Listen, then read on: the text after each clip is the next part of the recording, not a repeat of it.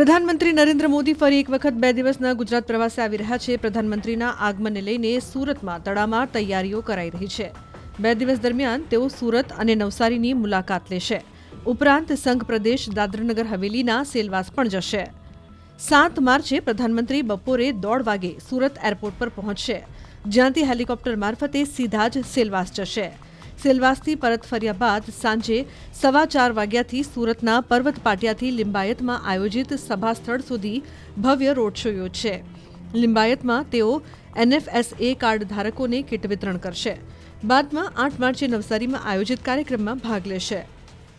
3 વાગ્યાની આજુબાજુ સુરત ખાતે પહોંચશે।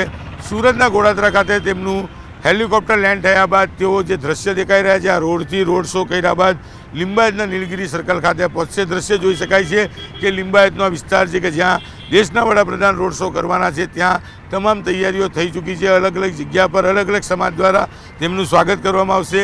લિંબાયત વિસ્તાર છે, લિંબાયત વિસ્તારને કહી શકાય દુલ્હનની જેમ શણગારવામાં આવી છે અને અહીંયા 1 લાખ કરતાં વધુ લોકો પહોંચશે। અહીંયા પણ તેઓ તેમના યોજનાના લાભાર્થીઓને મળવાના છે અને કહી શકાય કે મોડી સાંજે આ કાર્યક્રમ પૂર્ણ કરી સુરતના સર્કિટ હાઉસ ખાતે તેઓ પહોંચશે। ત્યાં આગળ સુરતના વેપારીઓ સાથે મિટિંગ કરે તેવી શક્યતાઓ છે।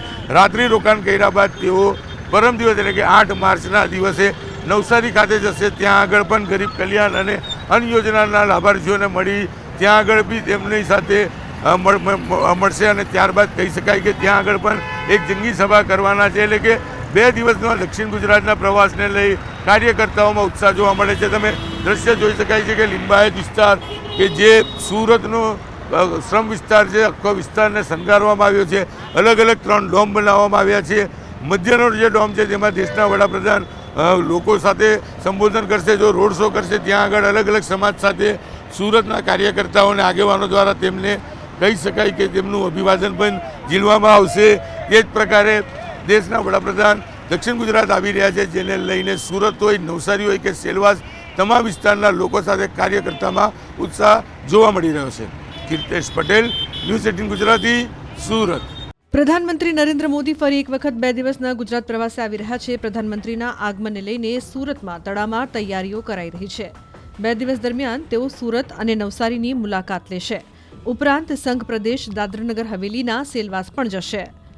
7 માર્ચે પ્રધાનમંત્રી બપોરે 1:30 વાગે સુરત એરપોર્ટ પર પહોંચશે, જ્યાંથી હેલિકોપ્ટર મારફતે સીધા જ સેલવાસ જશે। સેલવાસથી પરત ફર્યા બાદ સાંજે 4:15 વાગ્યાથી સુરતના પર્વત પાટિયાથી લિંબાયતમાં આયોજિત સભા સ્થળ સુધી ભવ્ય રોડ શો યોજશે। લિંબાયતમાં તેઓ NFSA કાર્ડ ધારકોને કીટ વિતરણ કરશે। બાદમાં 8 માર્ચે નવસારીમાં આયોજિત કાર્યક્રમમાં ભાગ લેશે। 3 વાગ્યાની આજુબાજુ સુરત ખાતે પહોંચશે। સુરતના ગોળાદરા ખાતે તેમનું હેલિકોપ્ટર લેન્ડ થયા બાદ તેઓ જે દ્રશ્ય દેખાઈ રહ્યા છે, આ રોડથી રોડ શો કર્યા બાદ લિંબાયતના નીલગિરી સર્કલ ખાતે પહોંચશે। દ્રશ્ય જોઈ શકાય છે કે લિંબાયતનો વિસ્તાર છે કે જ્યાં દેશના વડાપ્રધાન રોડ શો કરવાના છે, ત્યાં તમામ તૈયારીઓ થઈ ચૂકી છે। અલગ અલગ જગ્યા પર અલગ અલગ સમાજ દ્વારા તેમનું સ્વાગત કરવામાં આવશે। લિંબાયત વિસ્તાર છે, લિંબાયત વિસ્તારને કહી શકાય દુલ્હનની જેમ શણગારવામાં આવી છે અને અહીંયા 1 લાખ કરતાં વધુ લોકો પહોંચશે। અહીંયા પણ તેઓ તેમના યોજનાના લાભાર્થીઓને મળવાના છે અને કહી શકાય કે મોડી સાંજે આ કાર્યક્રમ પૂર્ણ કરી સુરતના સર્કિટ હાઉસ ખાતે તેઓ પહોંચશે। ત્યાં આગળ સુરતના વેપારીઓ સાથે મિટિંગ કરે તેવી શક્યતાઓ છે। રાત્રિ રોકાણ કર્યા બાદ તેઓ પરમ દિવસ એટલે કે 8 માર્ચના દિવસે નવસારી ખાતે જશે। ત્યાં આગળ પણ ગરીબ કલ્યાણ અને અન્ન યોજનાના લાભાર્થીઓને મળી ત્યાં આગળ બી તેમની સાથે મળશે અને ત્યારબાદ કહી શકાય કે ત્યાં આગળ પણ એક જંગી સભા કરવાના છે। એટલે કે 2 દિવસના દક્ષિણ ગુજરાતના પ્રવાસને લઈ કાર્યકર્તાઓમાં ઉત્સાહ જોવા મળે છે। તમે દ્રશ્ય જોઈ શકાય છે કે લિંબાયત વિસ્તાર કે જે સુરતનો શ્રમ વિસ્તાર છે, આખો વિસ્તારને શણગારવામાં આવ્યો છે। અલગ અલગ 3 ડોમ બનાવવામાં આવ્યા છે। મધ્યનો જે ડોમ છે તેમાં દેશના વડાપ્રધાન લોકો સાથે સંબોધન કરશે, જો રોડ શો કરશે। ત્યાં આગળ અલગ અલગ સમાજ સાથે સુરતના કાર્યકર્તાઓને આગેવાનો દ્વારા તેમને કહી શકાય કે તેમનું અભિવાદન પણ ઝીલવામાં આવશે। તે જ પ્રકારે દેશના વડાપ્રધાન દક્ષિણ ગુજરાત આવી રહ્યા છે, જેને લઈને સુરત હોય, નવસારી હોય કે સેલવાસ, તમામ વિસ્તારના લોકો સાથે કાર્યકર્તામાં ઉત્સાહ જોવા મળી રહ્યો છે। કીર્તેશ પટેલ, ન્યૂઝ 18 ગુજરાતી, સુરત।